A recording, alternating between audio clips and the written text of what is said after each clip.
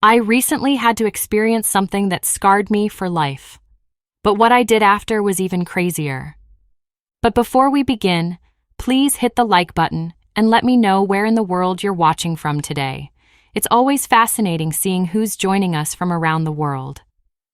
My name's Amanda Carter, 42, Chicago-born, sarcasm-bred, and currently sporting the most glamorous knee brace insurance could buy.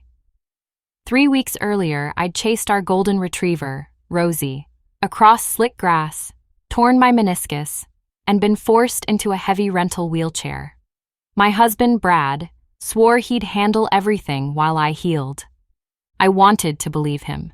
For 12 years, we'd fit like puzzle pieces. He planned, I improvised. Except lately, the edges scraped. He spent longer hours networking, came home smelling like peppermint schnapps, his signature drink back when he dated Trisha in high school. The scent stirred a warning I tucked away. On the first warm Saturday of summer, Brad insisted on taking me to Roseleaf Mall for fresh air and new sandals. He wheeled me past glittery window displays, complaint whispering that the chair's brakes dragged. When the food court aroma hit, he spotted Trisha laughing near the pretzel stand. 5 minutes, he murmured, parking me beside a flickering vending machine. He vanished into the foot traffic, arms sliding around Trisha's waist like muscle memory. 5 minutes stretched into a painful forever. Shoppers streamed by, some sympathetic, some curious.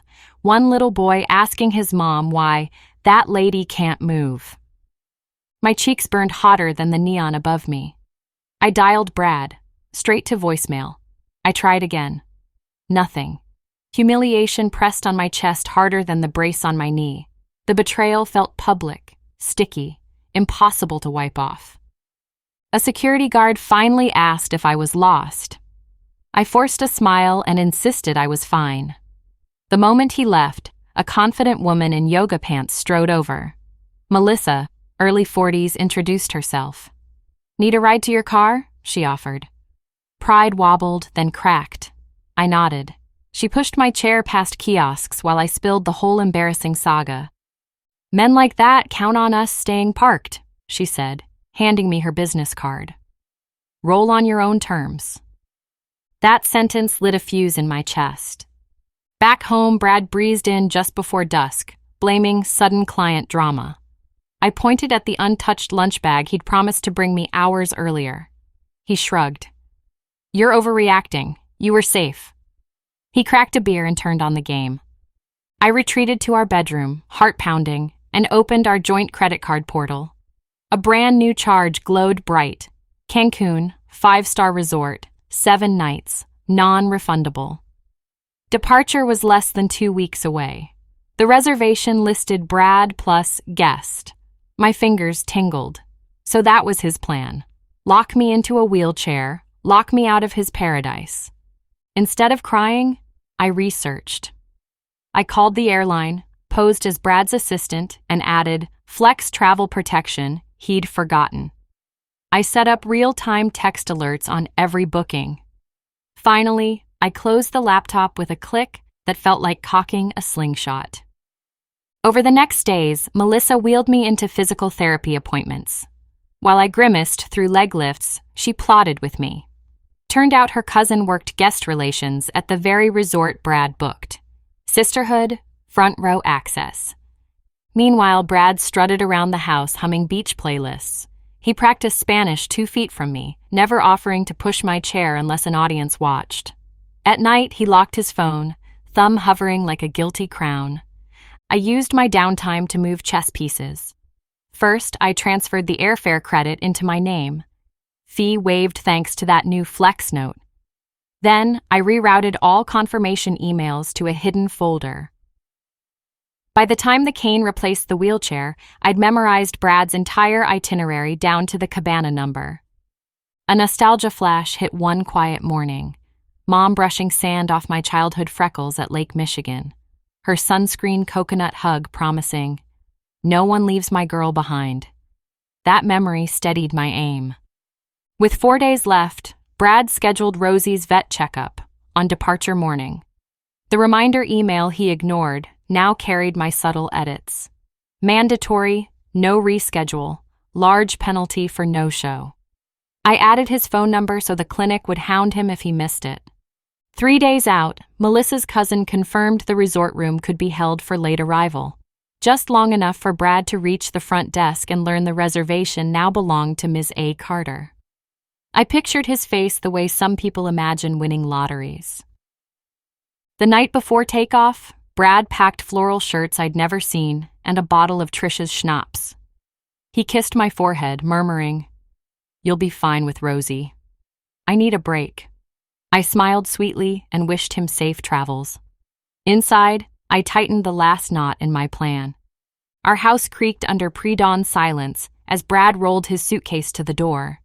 I waited until the garage closed, then powered up my laptop. One button canceled every snorkeling and zipline excursion, refunds routed to my personal card.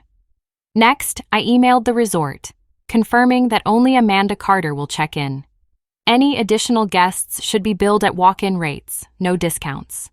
Sunlight filtered through blinds by the time the airline texted, "Ticket voided, credit held under A. Carter." Perfect. I brewed coffee and stretched my mending leg, aware that freedom now reached past my knee and all the way into my chest. Melissa arrived mid-morning, grinning.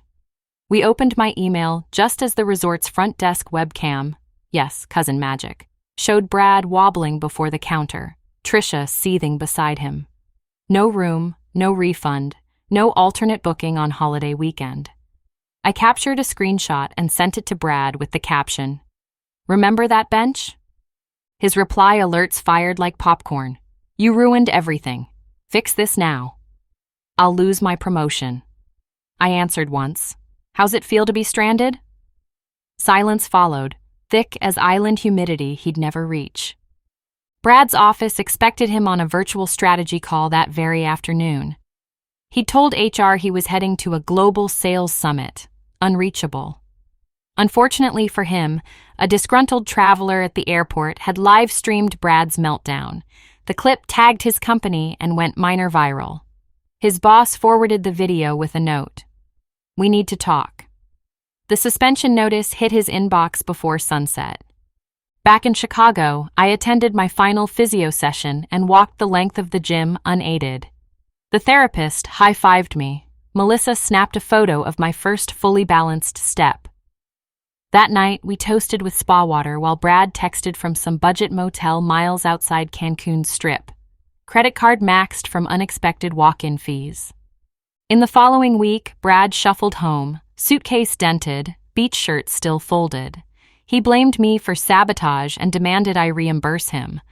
I reminded him half the money had been mine in the first place.